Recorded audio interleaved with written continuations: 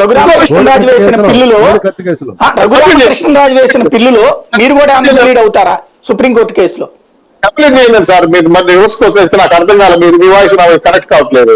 ఒకటి, Jaganmohan Reddy clean chit కదా, మంచోడు కదా, జగన్ ముఖ్యమంత్రి 160 సీట్లు వచ్చాయి కదా, వెళ్ళి నేరుగా సిబిఐ, ఈడీ కేసులు, నా కేసులు బయటపడండి. నేను నా చేతులు క్లీన్ హ్యాండ్స్, నాకే సమస్య లేదు. నేను ఎవరికి డబ్బు తీసుకోలేదు, మా నాన్న అడ్డు సంపాదించుకోలేదు. ఆయన మీ క్లీన్ చిట్ అని ఎందుకు ఆదర్శ పురుషులు ఎందుకు వెళ్ళకూడదు? అంబేద్కర్ గారు ఓపెన్ చేశాడు, ప్రపంచానికి ఆదర్శం అని చెప్పాడు. మరి ఈయన ఇన్ని కేసులు వెనకాల వేసుకొని ఈ విచారణలోకి వస్తే రేపు ఎమ్మెల్యే ఎందుకు వస్తున్నారు? మనం అంటుంది ఇదే, నేను అంటుంది టైం వృధా అయ్యేది ఏంటంటే ఇప్పుడు చంద్రబాబు గారు స్టేలన్నీ ఎత్తేసేసి ఆయన విచారణ చేయమని అడిగాడా? అట్లాగే అయినా అంతే. లేకపోతే మీరు అన్నారు చూడండి, దాంట్లో చంద్రబాబు గారి పేరు లేదని, పాపం తెలుగుదేశం పార్టీ వర్కింగ్ ప్రెసిడెంట్ గారు ఇచ్చే డబ్బులకి బాబు గారికి సంబంధం లేదు, దాంట్లో విచారణ వద్దు. టాపిక్ డైవర్ట్ అయిపోయేది. అసలు నేను అంటున్నది ఇవాళ రేవంత్ రెడ్డి గారికి సంబంధించినటువంటి ఇష్యూ ఈ పక్కన పెట్టేసేయండి. ఇవాళ రఘురామకృష్ణరాజు గారు పిటిషన్ వేశారు, దీంట్లో వేగంగా డిస్పోజ్ కావాలి అన్నటువంటిది. అది సుప్రీంకోర్టులో విచారణకు వస్తుంది. అందులో మీరు ఇంప్లీడ్ అవుతుందా తెలుగుదేశం పార్టీ కూడా అన్నా అని అడుగుతున్నా. సార్, ఇక్కడ రాష్ట్ర ప్రభుత్వం ఉన్న లాయర్లు వాళ్ళు ఆ కేసులకు విచారణ చేస్తున్నారు.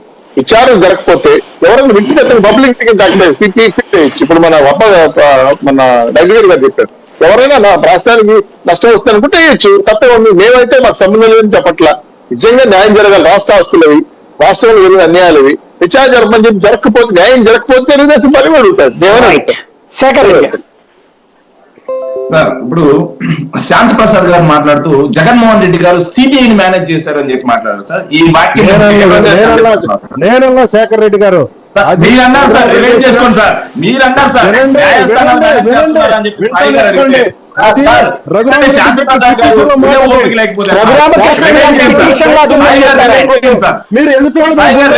శేఖర్ రెడ్డి గారు ఆయన చెప్పింది